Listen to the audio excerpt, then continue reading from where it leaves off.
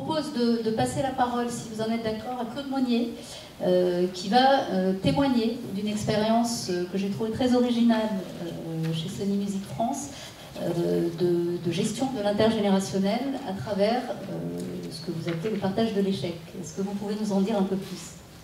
Bonsoir. Je vais reprendre votre idée, monsieur, qui posait quelques questions à la salle. Qui a écouté un CD depuis le 1er janvier?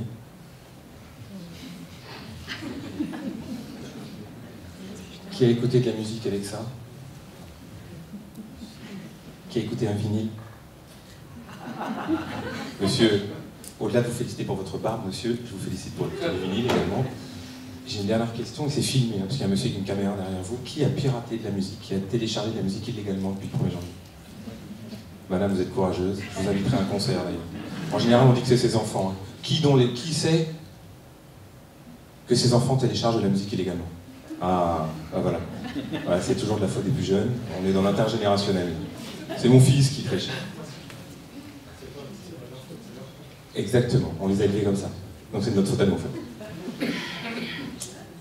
Ça explique vaguement, parce qu'en fait les statistiques sont un peu différentes, l'industrie musicale a traversé une période de 10 années de crise, 10-12 années de crise. Le piratage a fait que 80% de l'économie de cette industrie a disparu en fumée. Et ça a représenté 5 plans de sauvegarde de l'emploi chez Sony Music en 15 ans. Donc c'est une entreprise qui est passée de 800-900 personnes à 200 aujourd'hui. Je parle des permanents, je parle des gens en CDI. J'enlève volontairement les intermittents, c'est notre famille, et j'enlève les artistes, c'est notre famille. Donc les gens qui ont un contrat à durée indéterminée, 900 à 200 en 10 ans. Et cette industrie, elle a une deuxième caractéristique, c'est que les gens qui y travaillent sont des passionnés, mais vraiment de la plus exacerbée des façons pour cet univers-là. C'est-à-dire que c'est des gens qui ont très souvent fait ce choix de carrière parce qu'il y a plus qu'une appétence, mais il y a une passion absolue à travailler dans l'univers musical.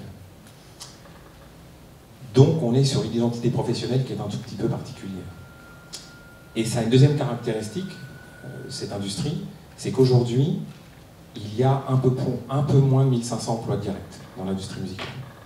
Donc c'est une toute petite communauté, finalement. Avec, chez Sony Music, c'est là qu'en général, il y a quelques sourires sur les visages. Sur les 200 permanents, la moyenne d'âge, c'est 45 ans, et l'ancienneté moyenne, c'est 15 ans. Donc là où on s'attend à voir une espèce de bande de jeunes qui travaillent dans des locaux un peu étranges et qui écoutent de la musique toute la journée, en fait, c'est pas tout à fait ça. Et dans le corps social qui compose Sony Music France, je ne vous parle que de la France, j'ai des personnes à tous les étages, 20, 30, 40, 50, 60. Donc vous imaginez que l'amplitude dans ma démographie, ça peut être quasiment 40 ans d'écart entre les plus jeunes et les plus anciens. Sur ces 200 personnes, j'ai 42 métiers différents. J'ai un quart de ces métiers qui vont disparaître dans les 24 mois qui viennent. Et je dois, en face de ça, éventuellement, être en mesure de travailler sur l'employabilité interne pour faire en sorte qu'au lieu de répondre par la destruction d'emplois et aller recruter des gens je ne sais où, parce que c'est des métiers qui n'existent nulle part, pour lesquels il n'y a pas de formation, il faut que je trouve le moyen de transférer une partie de mes collaborateurs sur des besoins qui existent mais qui ne sont pas encore vraiment des métiers. Évidemment liés aux nouvelles technologies pour la plupart. Donc je vous éviterai toutes les tartes à la crème sur la data, sur le marketing online, parce que ce n'est pas le sujet de ce soir. Mais vous avez vu donc un corps social en pleine mutation technologique, en pleine transformation sociale, avec une pyramide des âges très étrange. Des gens à tous les niveaux et une moyenne d'âge de 45 ans. Dans l'enjeu RH auquel ça nous a confrontés, nous avons fait des constats avec beaucoup de modestie qui nous ont amenés à dire d'abord, il faut que nous, en tant que RH, on désapprenne ce qu'on avait l'habitude de faire dans d'autres industries, parce que là, ça ne va pas marcher. On n'a pas de repères, on n'a pas de référentiel qui puisse nous donner quelques orientations. Et on a fait un deuxième constat dans la fonction RH, c'est que le statut sachant-apprenant était complètement bouleversé.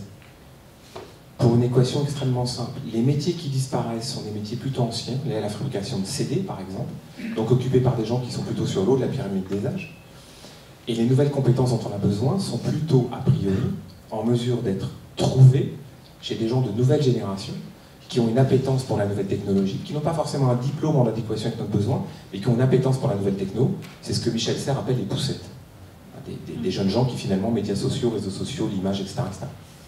Et là, on s'est dit, il va falloir qu'on les fasse travailler ensemble, avec l'incapacité d'être dans une relation sachant-apprenant, les anciens apprennent aux nouveaux, parce que c'est pas le même métier, avec l'impossibilité de considérer qu'on va mettre en place des tuteurs, on parle de 200 personnes, donc il faudrait qu'il y ait la moitié de la boîte qui tuteur, l'autre moitié de la boîte, et puis avec l'incapacité de travailler sur le 70-20-10, on apprend 70% son activité sur son job, 20 éventuellement avec son boss, qu'on l'appelle manager, leader, papa ou je ne sais quoi, et 10% dans les bouquins avec un espèce de savoir-faire académique. Pour couronner le tout, dans cette espèce de petite mayonnaise, on a constaté que notre univers à nous aujourd'hui était avant tout un univers de savoir-être, plus qu'un univers de savoir académique, un univers de savoir-faire.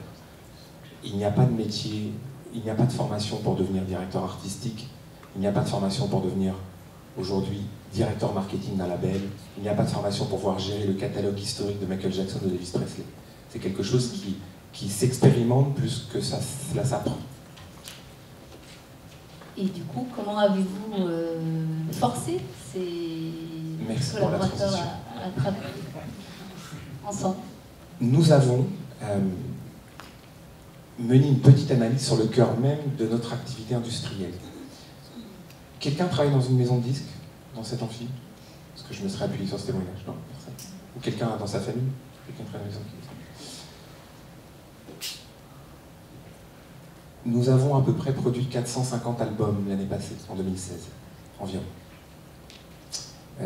Adele, Beyoncé, les Daft Punk, pour vous citer quelques noms connus, Céline Dion, David Bowie, Pascal Obispo, Benabar, etc. Et puis des artistes comme Team Dup, Jane, MZ, MHK, etc., moins connus, ou peut-être par vos enfants. Sur ces 450 albums, on peut considérer qu'il y a 10-20 succès, au sens économique du terme. On peut considérer qu'il y a 30 à 40 albums qui sont à peu près à l'équilibre, encore une fois au sens économique du terme, et on peut considérer qu'il y a 400 albums restants qui, économiquement, d'un niveau industriel d'analyse, sont des échecs. Ça veut dire que l'ensemble de nos collaborateurs et collaboratrices travaillent 80% de leur temps sur des échecs. Ça peut être artistiquement quelque chose de très reconnu par un petit sérail, mais économiquement, ce sont des albums qu'on va vendre à 20, 30, 50, 300, 3000 exemplaires. 2% des artistes dans le monde captent 80% des revenus de l'industrie musicale, pour renforcer ces statistiques-là. Ça veut dire que 90% du temps de notre entreprise est consacré, individuellement, collectivement, à travailler sur des choses qui sont des échecs. Et là, on s'est aperçu que ça nous posait deux problèmes. Le premier, c'est depuis que nous sommes tous tout petits à l'école, on nous apprend plutôt à être sur le haut du panier que sur le fond du panier. Hein, la meilleure note, le meilleur carnet, les meilleures appréciations, le meilleur oral, le meilleur diplôme, la meilleure mention, la meilleure école. Donc on est plutôt amené à devoir se placer dans le podium. Et quand on n'y est pas, on a plutôt l'habitude d'être sanctionné. De plein de manières différentes, mais sanctionné.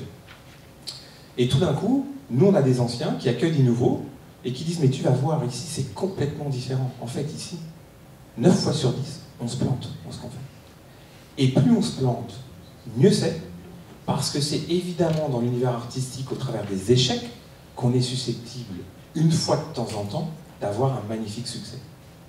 Et vous arrivez à les fédérer autour de ça? On a fait quelque chose d'un peu bizarre, du coup. Et là, Sita me regarde avec des yeux, waouh. On a fait un truc un peu étrange, et qu'on s'est dit, puisque finalement la valeur qu'il va falloir qu'ils partagent le plus dans leur quotidien professionnel, c'est l'échec, on a mis l'échec en bonus obligatoire pour tout le management de l'entreprise. Donc on a dit au comité de direction, il faut à minima un échec par an, il faut que cet échec soit reconnu, partagé et formalisé. Dernière condition, il va falloir que tu puisses imposer un échec à chacun de tes collaborateurs dans ses propres objectifs dans ton équipe. Et si seulement toutes ces cases-là sont cochées, tu toucheras 100% de ton bonus. Un poisson pour qui sent toujours par la tête, ça c'est Mao, après avoir cité Socrate, on va citer Mao. On a donc des managers qui se sont dit, pour que moi je puisse avoir un échec à mon niveau de responsabilité, il va falloir que je m'appuie sur l'échec de mes équipes.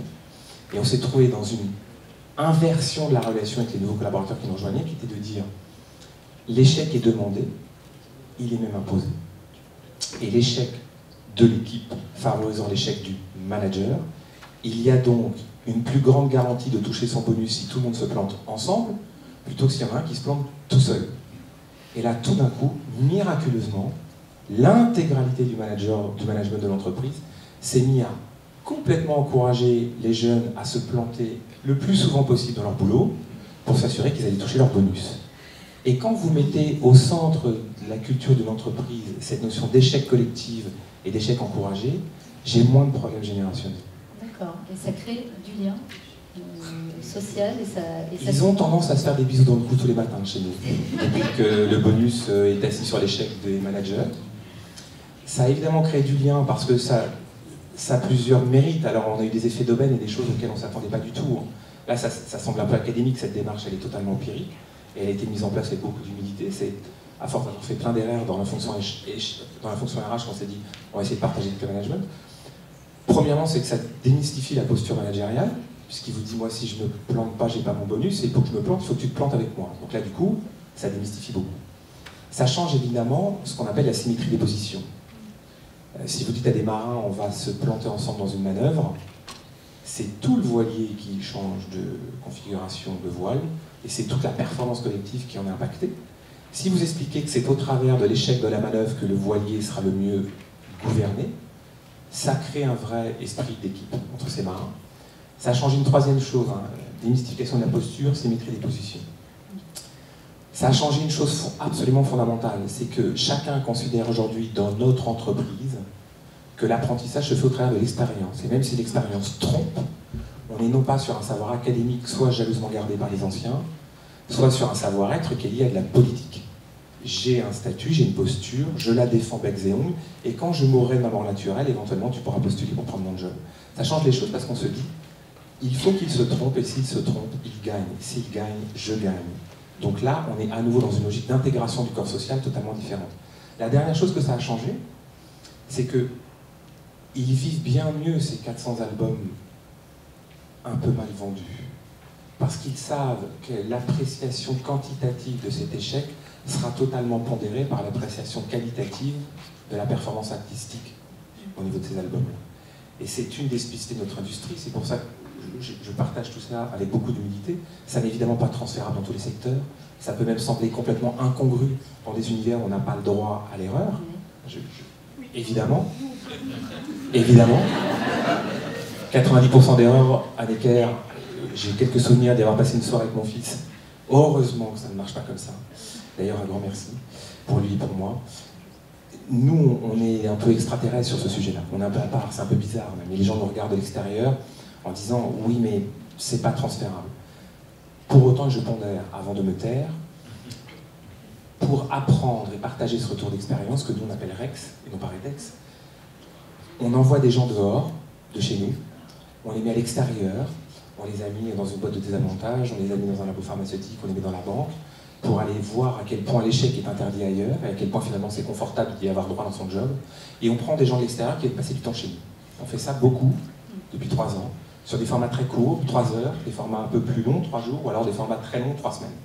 Et on s'aperçoit finalement qu'à titre expérimental, c'est en train de faire des petits dans plein d'endroits. On va y revenir tout à l'heure.